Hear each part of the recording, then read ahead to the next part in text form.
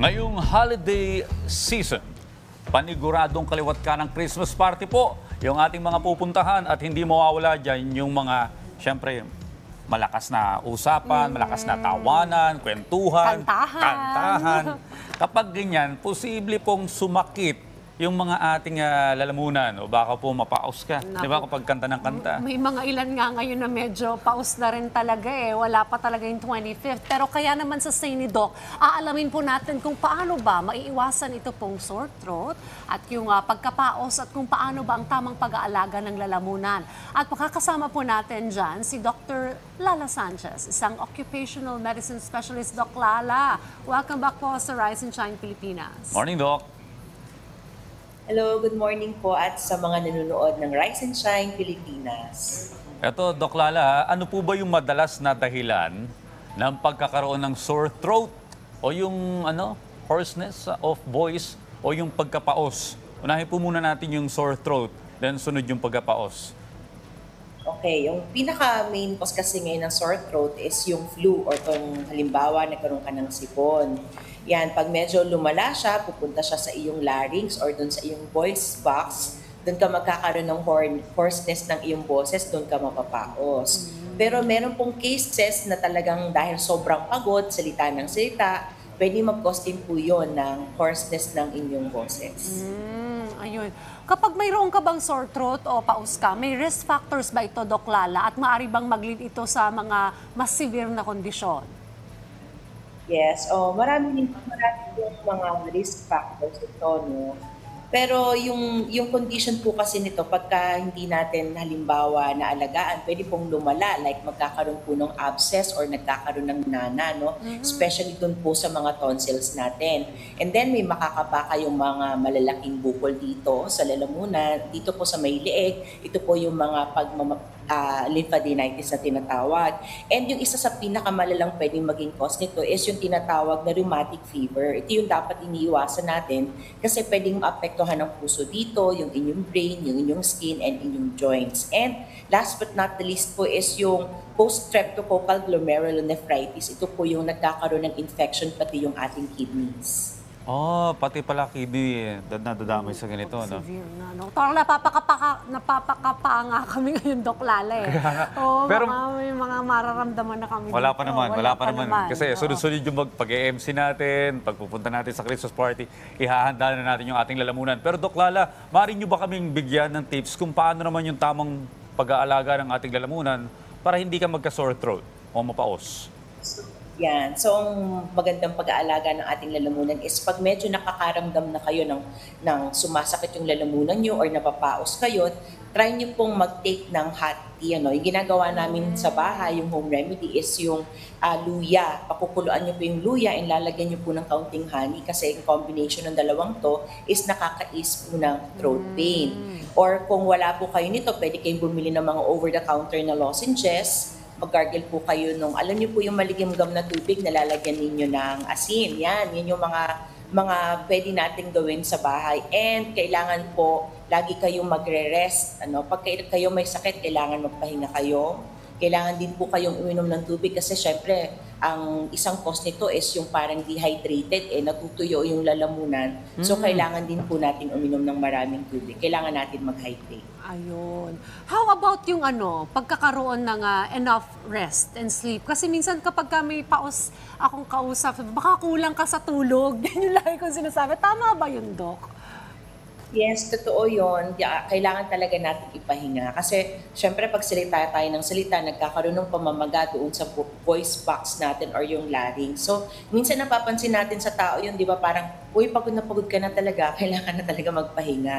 So, talagang kailangan po talaga is matulog at saka magpahinga at huwag umalis ng bahay pag kaaram naman natin hindi tayo magaling or may sakit pa tayo.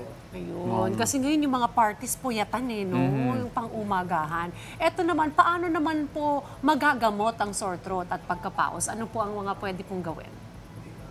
So, para magamot yung sore throat natin pagkapaos, kung simple na viral infection lang to, ang kailangan po natin is hydration and rest lang. Or kung sumasakit yung ating throat, pwede tayong bumili ng over-the-counter na mga pain relievers like paracetamol. Or kung wala kayong allergy, pwedeng ibuprofen. Pwede rin po kayong mag-take po ng mga decongestant sa market. Pero kung halimbawa 3 to 5 days na hindi pa rin nag-i-improve, lumalala yung pag-ubo ninyo, I suggest po na you consult with your attending physician po. Well, Doc Lala, kasi kami, mga announcer, usually yan yung sakit po namin eh. Ang ginagawa ko dito, bumibili ako ng mga over-the-counter na pang-gargle. Okay din po ba yun? Yes, yung mga over-the-counter na pang-gargle, like mga hexetidine, okay din yon. Actually, maganda rin. Pero minsan, mas maganda pa rin yung parang yung warm saline solution. Mas nakakasuit talaga siya ng throat. Some of the over-the-counter po na mga pang-gargle natin, minsan nakaka-irritate siya, lalo pag medyo malakas yung panlasa mo. So, pwede naman po, yung mga hexetidine, medyo mild po yun. Pwede po. Okay, gusto kong pag-usapan natin, Doc Lala, yung mga myths, yung mga pinaniniwalaan, mga sabi ng mga matatanda. Ito po, kapag gamit na gamit daw yung lalamunan, kumbaga mahabang panahon ka nagsalita sa isang araw, tapos uminom ka ng malamig na tubig, Yun. magkakatonsil ka daw. Sasakit na daw. Tonsillitis. Oo, Magkakasakit. totoo po ba yun? Actually, before meet ito, pero ngayon napatunayan na pagsalita ka ng salita, syempre napapagod na yung lalamunan mo, yung voice box mo. And then, iinom ka ng malamig na tubig na irritant, yes, talagang mamamaga yung lalamunan mo. So, ina-avoid talaga natin yan, lalo yung pagkain ng mga chocolate sa gabi, tas hindi iinom ng tubig. Pagkagising, masakit na po yung lalamunan. Eto, Doc Lala, meron din kasi nagsasabi ng ganito, kapag ka may sore throat ka, the irony naman, ang sabi, uminom ka raw ng malamig. Tama ba yun, Doc? Actually, if yung problem natin is sore throat, pwede pong remedy natin yung cold talaga for pain, to ease the pain. Pwede po mag-ice chips. Kung talagang painful, pwede kayong kumain ng mga lightly na masasarap na popsicles na cold, pwede po yun kung sore throat yung problem. Pero kung hoarseness of voice or yung nawawala ng boses, I do not suggest po taking po cold water. Okay, eto Doc Lala, para sa mga naninigarilyo. Well, kapag Christmas party, syempre may mga konting gathering, inuman. Magsa-socialize ka. Socialize ka, napaparami, napapasarap yung kwentuhan. Kapag excessive smoking po ba, Tsaka nagkakos yung din ng... vaping. Yung vaping, nagkakos po ba ng Sore throat. sore Yes, throat niya? po, syempre marami tayong kausap, salita kayo ng salita, and smoking and vaping.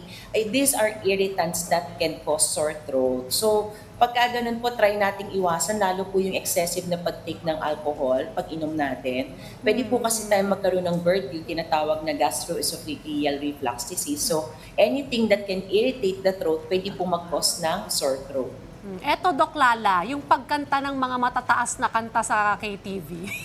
Yan po ba? May effect? Mukhang para sa'yo yan, Hindi na ako nag-ano ng birit songs. No, does Yung it mga also birit. irritate our throat? Yes, pagka halimbawa, dire-diretso, nag-concert ka na talaga, dire-diretso ka na talagang kumakanta, pwedeng maki-irritate din po yun ng inyong voice box. So, mas maganda po yung mga lozenges na candy na tinitake, or yung parang mga luya na candy, pwede parang maka-ease ng throat pain, pwede din kung mag-take nun. So, pagkanta mo ng Mariah Carey, lozenges ka kaagad. Marami niyan yung mga ayaw padaig eh. Kunyari, may mataas kumanta, tataasan palalo hanggang maging competition na. Tsaka pagka nasa KTV kayo, bigyan mo naman ng chance yung others Yan na nga. kumanta, no? May kilala ako, 10 kagad yung kantang nakalista eh. Sa ulo pa yung koda. Well, Doc Lola, may isa pa akong tanong. How about yung panahon? Kapag laging malakas yung aircon or malamig yung panahon, nakaka-apekto din po ba ito sa lalamunan? Tapos lalabas ka, mainit yung panahon. Yan. Yes, totoo yun. Kasi pag tayo naka-aircon, nagkakaroon ng dryness sa air. So, cause din po yun ng irritation. Kaya nga, meron po tayo, kung naka-aircon kayo, either pwede kayong mag-add ng mga vaporizer or humidifier. So, usually kami, pag alas 3 ng madaling araw, talagang pag medyo dry na yung hangin, di ba kadalasan inuubo tayo, nai-irritate. So, I suggest na parang i-timer nyo na lang po yung aircon ninyo para hindi masyadong madry yung inyong air. Kasi pag na-dry ito, yung ating throat, syempre mamamaga na naman yan, mangangati yan. So hanggang sa lumala na siya. Ayan. So, mga panghuling paalala nyo na lamang po, Doc, sa ating po mga KRSP, lalo na po ngayong Christmas season, nakaliwat kanan na po ang mga gathering para po sa paggangalaga po ng ating lalamunan. So, para sa pangangalaga ng ating lalamunan, unang-una, avoid irritants. Ikalawa, pwede naman pong pagkakanta sa mga KTV, bigyan yung iba ng chance na kumanta at wag puro ikaw. Kasi pagka ganun dire-diretso yung inyong pagkanta, pwede pong ma-irritate din ang inyong voice box. Hydration, keep your throat hydrated. Inom po ng maraming tubig. Get rest, plenty of sleep po. And if you are still sick, wag po munang lalabas ng bahay hanggang hindi gumagaling. At kung hindi talaga maiiwasan, wear your face mask. Ayun. Well, marami tayong natutunan na sa libreng telemed mula kay Doc Lala. Doc, happy holidays po sa inyo and marami pong salamat. Maraming salamat, Doktora. Happy holidays. Thank you.